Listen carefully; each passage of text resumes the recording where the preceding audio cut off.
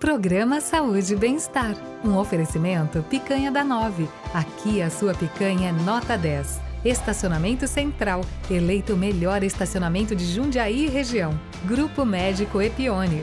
Centro especializado no tratamento da doença de Parkinson.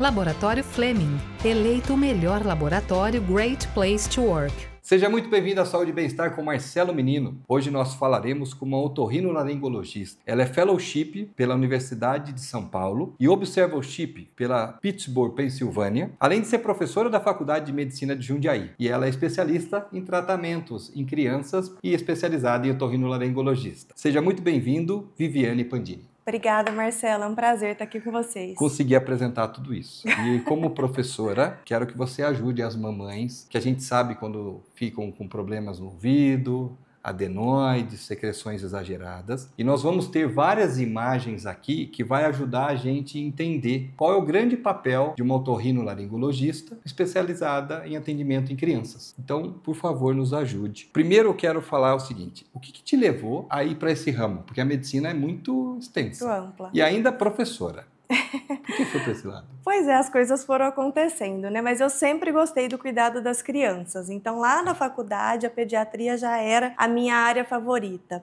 Tá. Mas eu tinha um apego grande também à genética. Eu fui monitora de genética, fazia trabalhos e tudo mais. Então, eu queria aliar alguma coisa que juntasse a genética, juntasse a pediatria, e o meu irmão é especialista em sono. Então, eu queria também, eu me dedicava bastante ao estudo da área do sono. Legal. Então, para a gente juntar sono de criança e genética, só dava otorrinopediatria. Fora que o marido também é, né, médico, né? Exatamente, ele também é otorrinolaringologista. Ó, nós temos algumas imagens, primeiro, que eu quero mostrar essa imagem de uma criança e explicar pra gente onde fica a adenoide. O que é adenoide, o que essa imagem fala. Olha aqui, pessoal. Que legal. Pois é, a adenoide é essa carninha que fica lá no fundo do nariz. Então a adenoide... Não é aqui na frente, então? Não é aqui na frente, é no fundo do nariz. E não é em cima, né? Que geralmente fala no fundo, a pessoa acha que é aqui em cima. Isso, então. Quando fala no fundo, eu achei que era aqui. É lá no fundo do nariz, na comunicação com a garganta, numa área que se chama rinofaringe, já na transição entre o nariz e a garganta. E a adenoide é um tecido imunologicamente ativo. Então ele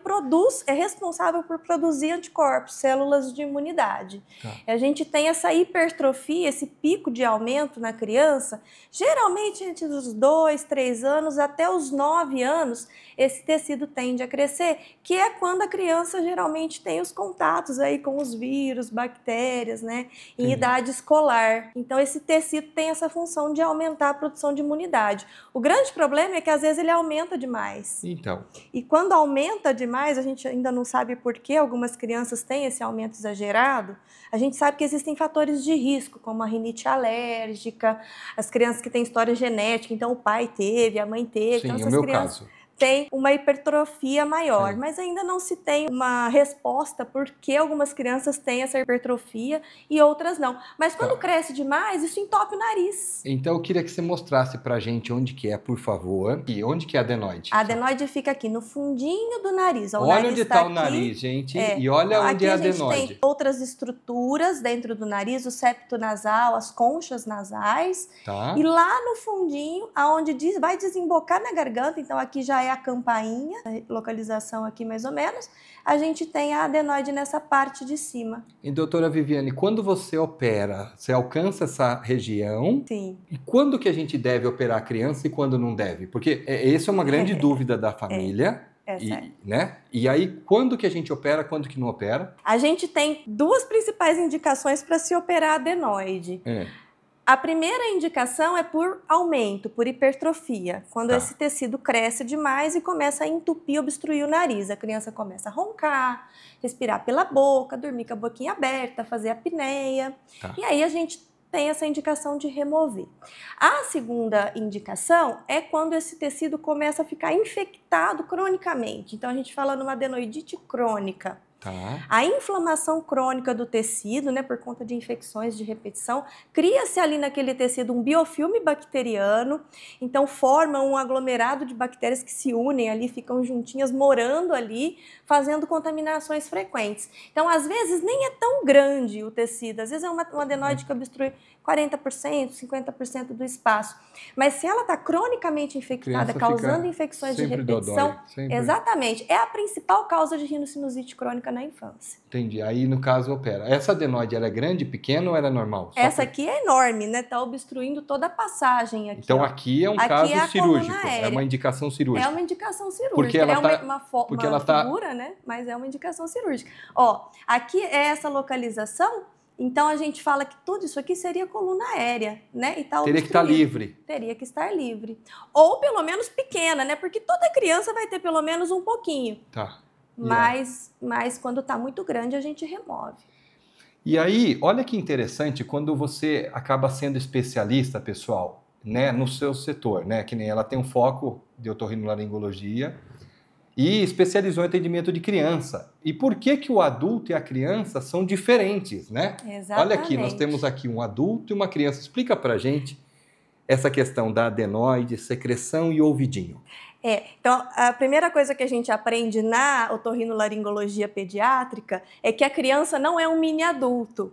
Então, existem particularidades da anatomia, da fisiologia da criança que são diferentes do adulto. Então, por exemplo, aqui a gente tem a tuba auditiva, que é a comunicação que a gente tem do nariz com o ouvido. Esse risquinho vermelho, vamos dizer assim, para que você está vendo aí em casa, esse pessoal. Canalzinho aqui que liga, né, ali por dentro, a tuba auditiva que liga o nariz com o ouvido. É o nariz que leva ar lá para dentro da orelha média, do ouvido. Então, quando a gente deglute ou quando a gente boceja, a gente ouve um estalinho no ouvido. Esse estalinho é o ar chegando lá dentro da nossa orelha média via tuba auditiva. Exatamente, por esse canudinho aí. E esse é do adulto? Esse é do adulto. Então, a criança, ela tem a tuba auditiva, deixa eu pegar. Olha que interessante, pessoal. Mais curta, né? E mais horizontalizada. Isso. E o adulto mais verticalizado e mais compridona, tá vendo? Aqui como se fosse um aviãozinho descendo, lá tá mais reto. Então, secreção é muito mais fácil chegar a secreção do nariz da criança para o ouvido do que do adulto. Então, a criança ela tem muito mais infecções de ouvido e chances de acumular secreção dentro da orelha média do que o adulto. Então, anatomicamente, não é o adulto pequenininho, ali tem uma diferença. Eles têm diferença. Em outras áreas também, na laringe, por exemplo. E uma das indicações de operar adenoide é quando tem muita infecção de ouvido? Isso tem uma relação também? Exatamente. O nariz é quem manda em toda a face. Então, o nariz ele tem comunicação com toda a face, né? Com os seios da face, com os ouvidos, com a garganta. Então, o nariz, quando ele não funciona bem, algumas crianças também vão ter questões otológicas, então vão ter otites de repetição. Por quê? Porque a adenoide ela cresce bem em cima de onde desemboca esse canalzinho que é a tuba auditiva. Então ela tampa a comunicação do nariz com o ouvido e favorece o acúmulo de secreção lá dentro da cavidade timpânica. Olha, mamãe, olha a aula da professora, olha, tá vendo? O que nós estamos vendo aí? Olha, ela trouxe várias imagens, esse episódio está muito rico. Para tirar dúvida mesmo, tá? E vocês me ajudem também com dúvidas quando precisar. Ela voltar a próxima vez, a gente vai trazer mais dúvidas. Mas a gente procurou fazer o mais rico possível. O que é que nós estamos vendo aqui que tem a ver com essa questão da tuba auditiva, né? Isso, da tuba auditiva. A tuba auditiva está aqui embaixo, ó, chegando lá do nariz no ouvido. É aquele canalzinho que a gente viu na imagem anterior, certo? Isso. Então, aqui é o canalzinho do ouvido, esse buraquinho que a gente tem aqui.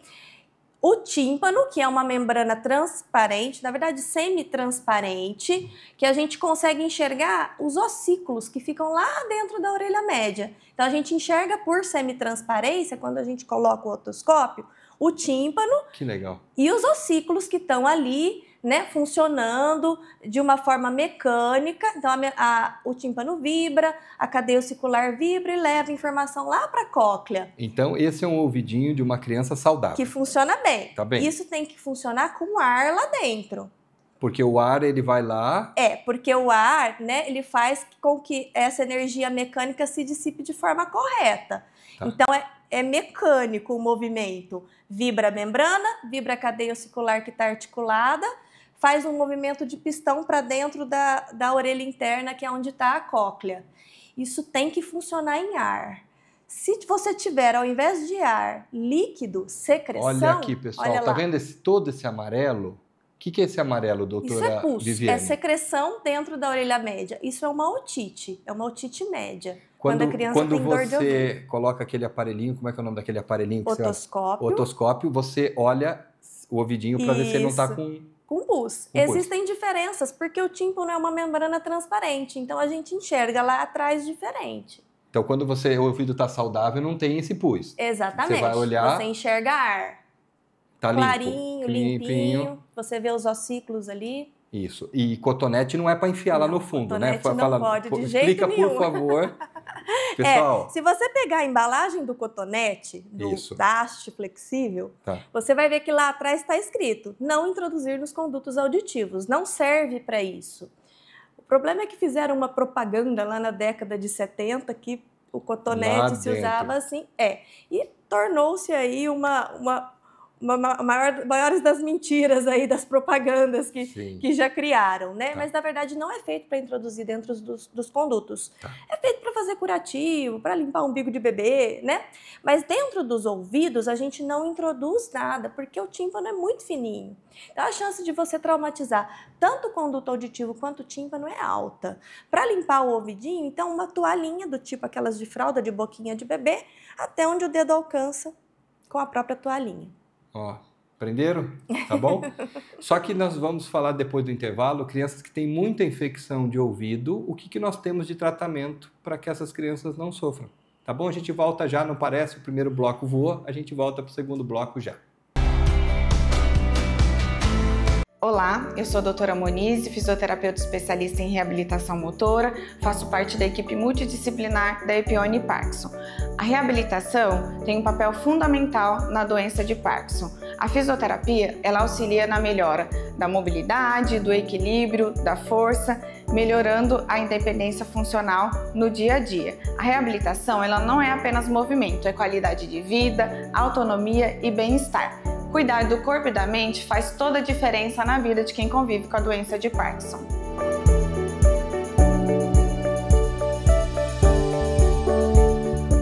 Laboratório Fleming, com estacionamento próprio e gratuito e atendimento humanizado.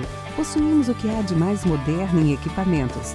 Tecnologia, rapidez e precisão nos exames, com uma equipe de profissionais altamente qualificados. E ainda contamos com o Espaço Kids, tudo para melhor atender a você e sua família. Laboratório Fleming, excelência em laboratório.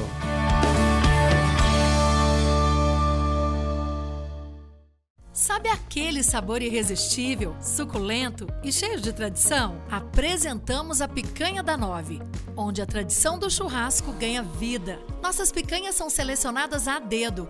Trabalhamos somente com cortes nobres, garantindo o máximo de sabor em cada mordida. Acompanhadas de guarnições exclusivas e um atendimento de excelência, a Picanha da 9 é a escolha perfeita, seja para o seu almoço executivo ou suas celebrações.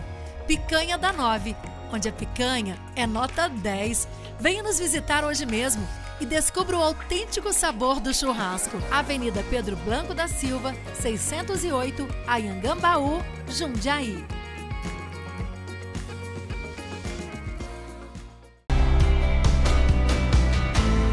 E voltamos com Saúde e Bem-Estar com Marcelo Menino, doutora Viviane Pandini, otorrinolaringologista especializada em atendimento de criança, professora da Faculdade de Medicina. Nós estávamos falando sobre as secreções que inflamam o ouvidinho, esse ouvidinho saudável, esse aqui é com secreção. E aí o tratamento, como que faz no caso dessas crianças? Conta para nós. Aqui. Então existe um número determinado de otites que a criança pode ter aí ao longo do ano. É esperado que a criança tenha uma ou outra infecção de ouvido ao longo da vida. Tá. Quando isso acontece, é facilmente tratado com o uso de antibióticos, ou até sem antibióticos, né? Porque a gente sabe que a maioria das otites são virais. Então, existe a possibilidade também em consultório, dependendo de como a criança estiver, de se tratar sem a necessidade de antibióticos. Claro, depende de cada caso, é um caso, e a gente tem que sempre reavaliar quando isso acontece. Eu não sabia que a maioria era viral, não. Achei que tudo era meio de piscina, bactéria, a maioria é viral. A maioria é viral. Então, a maioria a gente consegue resolver sem antibiótico, às vezes só com um anti-inflamatório. Claro, sempre tem que reavaliar, né? Reavaliar em 48 horas. E quando que a coisa fica fora do padrão? Tipo, de vez em quando tem, tudo bem, mamãe, mas e agora? Quando a coisa fica muito número de infecção. Isso. E aí, como funciona? Aí, quando a criança tem, a partir de 3 otites em 6 meses, ou 4 otites em 1 ano, a gente chama de otite média recorrente. Tá. E a otite média recorrente já foge um pouco do controle, porque você imagina 3 antibióticos em 6 meses. Sim. Às vezes, né? Às vezes não precisa, mas de um modo geral, a criança já chega tendo usado, para o otorrino, já tendo usado 3 antibióticos ou mais. Eu atendi hoje uma criança que vai operar comigo, inclusive, ela teve 10 otites no ano passado. É bastante. E usou antibiótico 10 vezes. Então, isso foge do controle. O risco cirúrgico é muito menor do que o risco dessa criança ter uma complicação, porque a otite pode complicar, né? Então, pode complicar com abscesso cerebral, com meningite, com mastoidite, que são complicações graves. Então, aí a gente indica a colocação do tubo de ventilação. Como que é esse tubo aqui? Ó, nós temos uma imagem. Olha, pessoal, é colocado isso no ouvido da criança, né, pessoal? Mas é pequenininho. Olha, a gente tem uma imagem de um dedo. Parece um carretelzinho. Parece um carretelzinho, então todo mundo viu. Aí vai pôr um negócio no ouvido, vai. Aí vamos mostrar como que é feito no ouvido. Então vamos pegar a imagem, olha aqui. A doutora Viviane Pandini faz essas operações, vários tipos de operações, e está trazendo para a gente como que é feito. Ela também é professora da Faculdade de Medicina aqui de Jundiaí. O que é essa imagem? Aqui nós estamos vendo o quê? Tímpano. Aqui é o tímpano, a membrana timpânica, e aqui é aquele ossinho, aquele primeiro ossinho que a gente vê lá. Aqui é um e aqui é outro. O martelo, o martelo, a bigorna. Aqui quando explica fica fácil, mas para mim era outra coisa. Exatamente. E aí é feita uma incisão, no tímpano, tudo de forma microscópica, com um microscópio cirúrgico. Tá. Por dentro do buraquinho não tem corte nenhum por fora, se faz uma incisão microscópica. Se houver secreção nessa orelha média, é aspirada essa secreção. Porque pode ter ali dentro do tímpano mais secreção. Pode ser que mesmo com a otite melhorada, já tratada com antibiótico, essa secreção fique crônica ali, parada, até por conta da adenoide que cresce, tampa a comunicação do nariz com o ouvido. Então aí a gente aspira essa secreção e loca o dreno também ali naquela localização. Tá. Para ventilar a orelha média, para fazer a função de levar ar para esse ouvido e drenar possíveis secreções, já que a tuba auditiva, que é a comunicação do nariz com o ouvido, não está funcionando. É como um segundo furo na lata de óleo. É isso que eu ia perguntar. É mais um furinho. Para equalizar a pressão. Para poder equalizar e também drenar, talvez possível. Sai secreção se estiver ali? Ou a gente aspira, né? Porque às vezes é uma secreção muito espessa. Tá. Às vezes a gente chama de glue, de cola. Porque é uma cola. Você aspira e vem uma cola. Tá. Então, aí, essas cirurgias, a grande maioria, não vou dizer todas, mas a grande maioria é associada com a adenoidectomia, com a remoção da adenoide. Tá. Porque a adenoide funciona como foco de biofilme bacteriano e obstrução também. Isso. Que legal. Porque uma coisa está ligada na outra, o nariz e o ouvido. Por isso que é o otorrinolaringologia. Existe fantástico, gente. Essa ligação. Fantástico. Eu não conhecia esses tratamentos de última geração, esses recursos.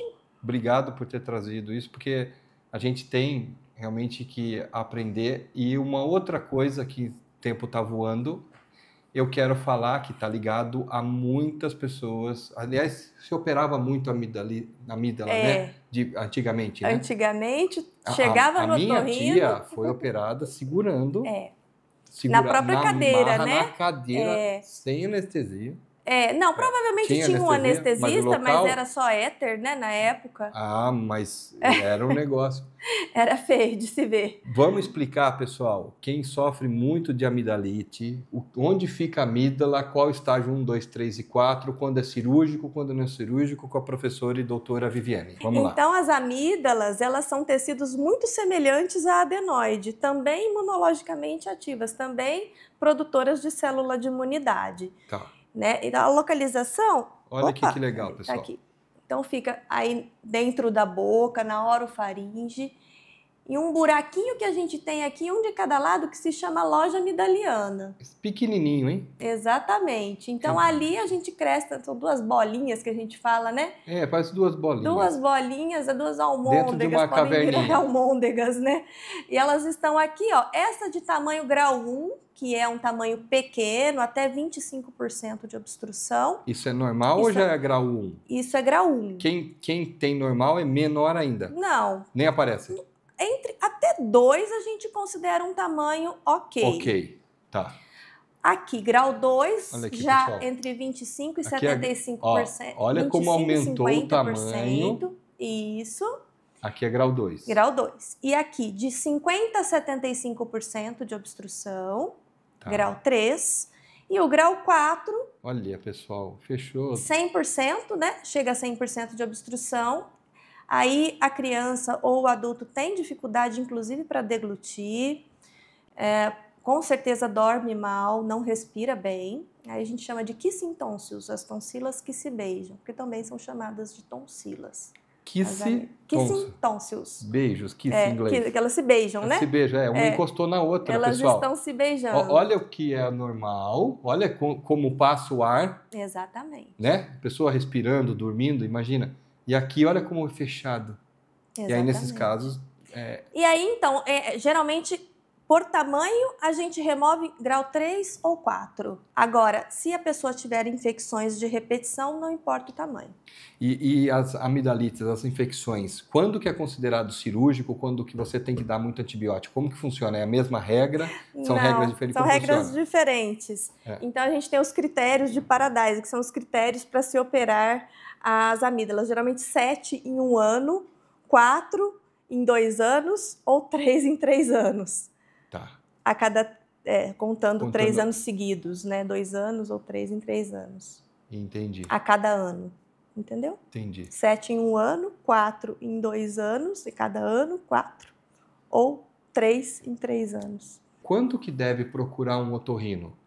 Quando que a mãe deve já procurar? Porque às vezes procura o pediatra encaminha. Uhum. Quais são os sintomas que uma mãe em casa tem que estar atento para poder procurar a especialidade nesse sentido? Então, primeiro, sempre observar o seu filho dormindo. Às vezes acontece da consulta, da gente perguntar se o seu filho dorme bem. Mas eu não durmo no mesmo quarto que ele.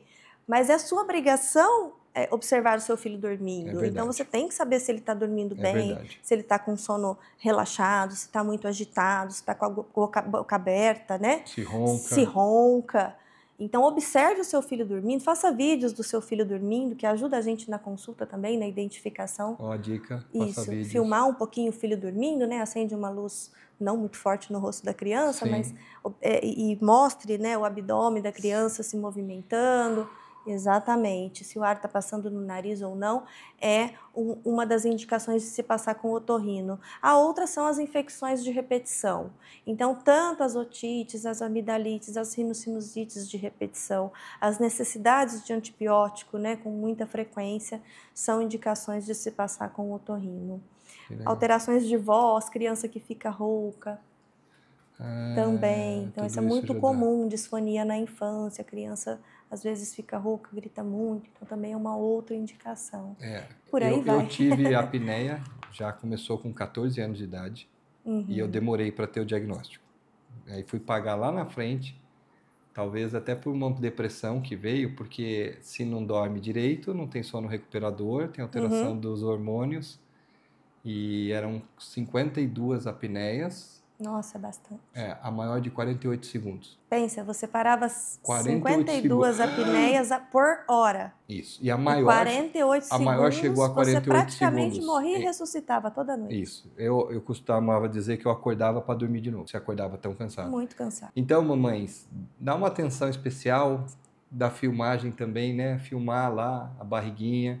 Talvez ver que dorme muito com a boca aberta. Isso. E na criança, você disse, eu acordava cansado. Isso. Na criança, nem sempre o cansaço é sono durante o dia. Uma outra diferença entre o adulto e a criança. A criança, ela fica agitada, Eu era extremamente ansioso, nervoso. Aumenta as brigas, aumenta as birras, né? Ciúmes, criança, tudo. Eu era extremamente agitado. Geralmente é assim que a gente encontra as crianças e depois as crianças mudam o comportamento, tem melhor rendimento escolar. Sim. Então, assim, são inúmeros os benefícios quando há indicação. Claro que a gente tem muito critério para se indicar uma cirurgia na criança, porque é o amor da vida da mãe, é o amor da vida do pai, e a gente tem muita responsabilidade nisso, de se indicar uma cirurgia quando realmente existe a necessidade. Mas quando isso acontece... É curativo. É curativo e traz muita qualidade de vida para a criança. Então, vale a pena.